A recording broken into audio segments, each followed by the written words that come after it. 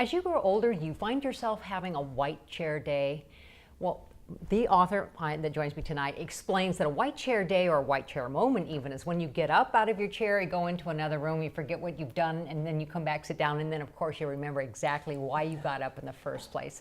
Author Joni Jesme is joining me. She has written the book, OMG, I'm Having a White Chair Day. Thank you so much for joining me. Thank you for having me. It's here, and so it's going to be released on June 30th. Yes. But tell me a little bit more about what made you decide to write it.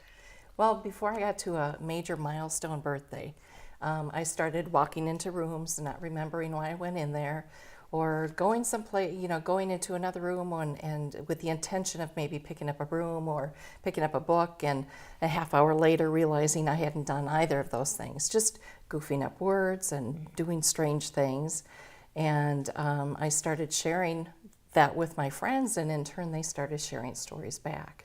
Now, you're a writer by trade. That's what you've done most of your life. Well, a lot of marketing. Okay. Yes, so writing through marketing. Mm-hmm. So writing is nature. That is second nature for you. Yeah, it's very inherent to who I am. So when you started to find these stories, when you started to share these stories, was it done on Facebook, social media? Was it just emails back and forth? Was it sitting around having coffee? How did that come about? Well, it came about quite accidentally by going to lunch with a bunch of people from work, and I was the driver.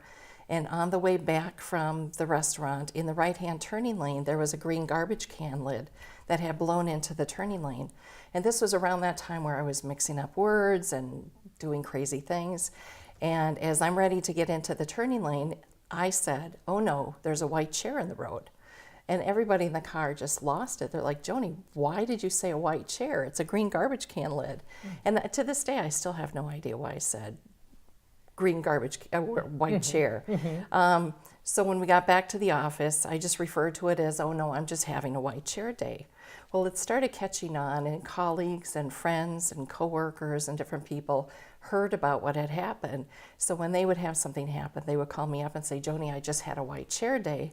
They started to share their stories, and I started to collect those. Oh my gosh, I am so there with you. I've had things just come out sideways, and it's like, where did that possibly come from? Exactly. So how did you, as a writer, and you have lots of material because it's your own life and then it's your friends' stories, but how did you decide what stories you were going to choose? That was really hard, and as I was going along, most of the stories were coming from women, but then I started having men start offering stories, and what I've decided to do is we've set those aside for another book, and so the second book coming out will be about men's stories. And we're going to talk about the second Yes. book in just a second, but so it's your story. So the first part of the book really is about your stories, and then you start kind of sharing the stories from others. And then how long did it take you to compile this?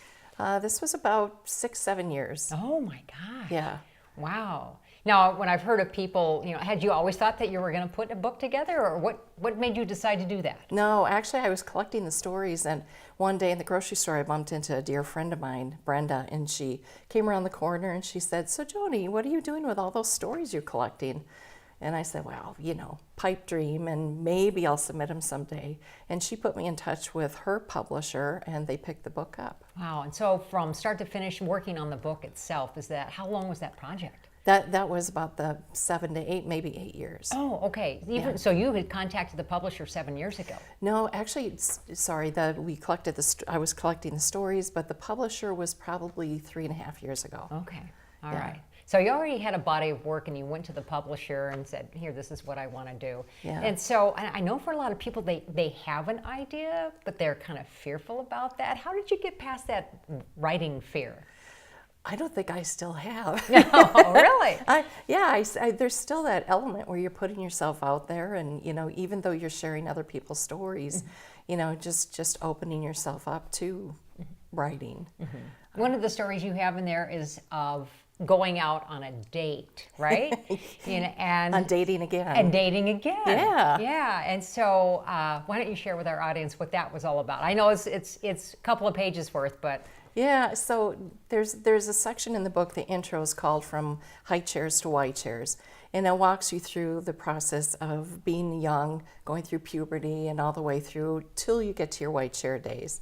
And so I talk about dating again after divorce, and I had this longer date because somebody kind of knew this guy, and he had invited me out to a horse farm to go horseback riding, and it was just one misadventure after another, and at the end we were going to go out for a light salad and go home, and he said, no, I want to take you out to this really nice place called Pittsburgh Blue. And at this time I was really ready for the date to be done. I said, no, let's just go for a salad. No, really, best steak ever, you got to try these, and I want to take you, and come on, let's go. So I thought, well, what have I got to lose? It's the end of the date, I'm going to go for a good steak and a glass of wine. So we went to Pittsburgh Blue, and he ordered the most expensive bottle of wine, and 2 appetizers and the steak, and the steak was delicious. And then another appetizer and another bottle of wine, and then at the end the check came, and for the first time this guy who never stopped talking was speechless. And he looked at the check, and he looked up at me, and he looked at the check and looked up at me, and I'm thinking, oh no. And I said, are you wanting me to pay for this? And he turned the receipt and he pointed it towards me and he said, could you? Wow. Yeah. Yeah. So we got back to my place, and I just said, this will never happen again. Oh my gosh. Oh, well, But- sorry to hear that. Great that it's in the book. You have Yeah. several different other stories as well. So we have the book too. So let's tell people about how they can contact you for that. Book 2, they can get a hold of me at ihadawhitechairday.com.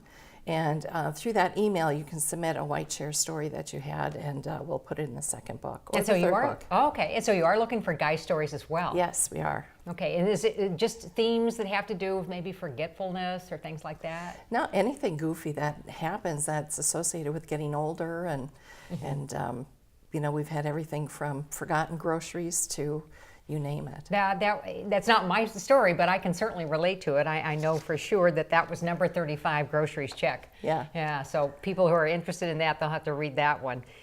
Again, not my story, but really funny. And again, where can people buy your book now? Amazon.com, and the softcover and the hardcover are both up.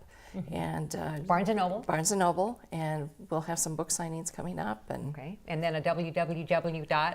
whitechairday.com. They can also find you there. So Yes. thank you so much for joining me. I really appreciate it. Thank you. And we'll see you next time.